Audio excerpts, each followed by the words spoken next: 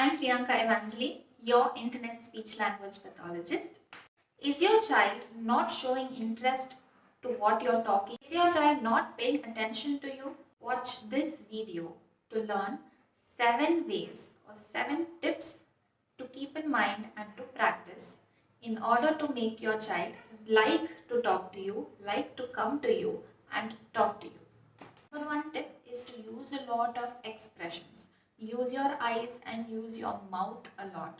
That is, when you talk to a child, you cannot talk to an adult like how we are talking now. You have to talk with so much expressions and make your eyes wide and open your mouth and pronounce each word clearly. This is how you have to talk. So you have to use your eyes and your mouth more when talking to children, because children need that exaggerated movements of the face in order to understand and to pay attention. Let's say you're seeing something bad happened in the environment. Your child hit his hand and he's crying. So you go next to say, "Oh, it is hurting. Oh, it's painful. It's paining. There is blood." So you have to show it in your eyes and in your mouth and in your expressions. The second tip is to do more. Do more. Do meaning action. There has to be action in interaction, because interaction. There has to be action. So how do you do this? Let's say your child is trying to open a box and then you make the action of say, "You are opening. You are opening."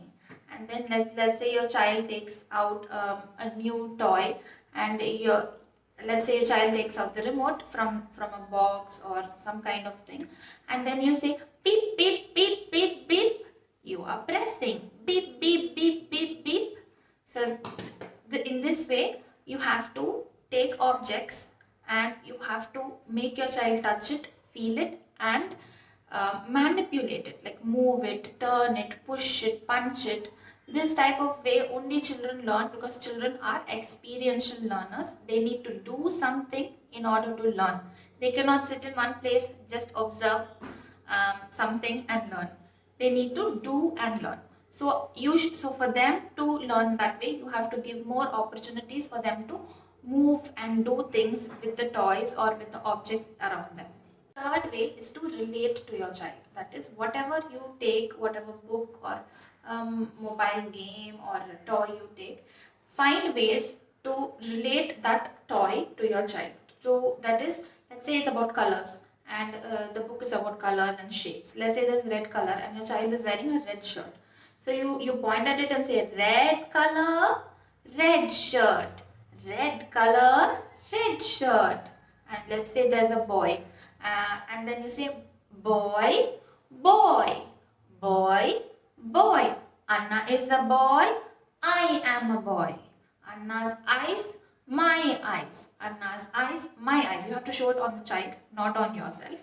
So you have to find ways that whatever picture or whatever toy you see, you have to relate that toy to child, because children also learn in a predictive manner. That is, they have certain information about themselves already, and whatever new information is given to them, they always compare it to what existing information is present. So they compare, associate and learn. So whenever you talk about something, relate it to the child for them to understand it better.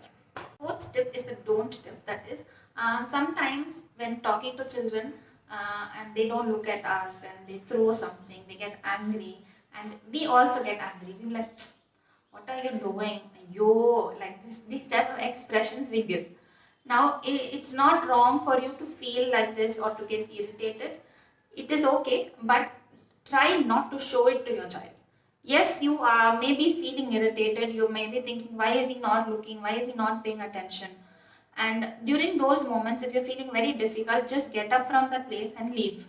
Because children are very sensitive to our facial expressions, to our emotions more than our words. So if you are upset, if something else is bothering you, or if you are worried at that time, don't interact with your child. If you feel like your emotions are getting worse or you're getting angry, then just stop and move away. Because children know, even if they don't know happiness, first thing they develop is fear, and they see anger on us and they also start imitating our anger. We don't want that. So don't try to show any form of negative emotion on your face or on your body or in your voice. Now the fifth tip, I think, the fifth tip is to be the most interesting person to your child. That is, you may be taking care of your child, you may be working and then coming and talking to your child. During all these instances, remember that your energy level has to be very high. You cannot perform or you cannot talk in a very, very soft and slow manner all the time with your child. You have to talk in a very energetic way. That it can be exhausting. As a speech therapist, I know that it's a little difficult to always keep your energy up because some things happen in our day and in our life and it brings us down. But you cannot show this to your child. You cannot make them think that people are boring or people talk very softly and their speech is not at all interesting, because when a child is developing and learning, they're seeing different models of speech around them. So all those models have to be interesting and it has to be fun for them to watch. So that means that your energy when talking to your child should also be very high. But if you speak, try to make sure you speak very loudly, very happily, very in a fun manner. So the child should see that whenever I talk, whenever my mother talks to me or my father talks to me, they talk to me like as if I am so interesting and I am so, I'm the most person that they want to tell everything to. They want to share all their joy with me. So when your child sees these things, they also want to reciprocate this feeling. So if we talk in a very boring manner to our child, they will lose interest in our speech.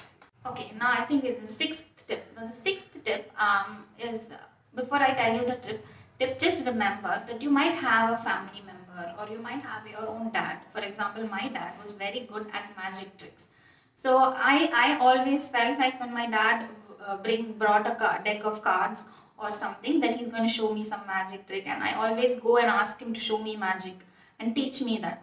So why I'm telling you this is you have to find new ways to make your child feel excited or fun. You cannot use the same old toys in the same old way.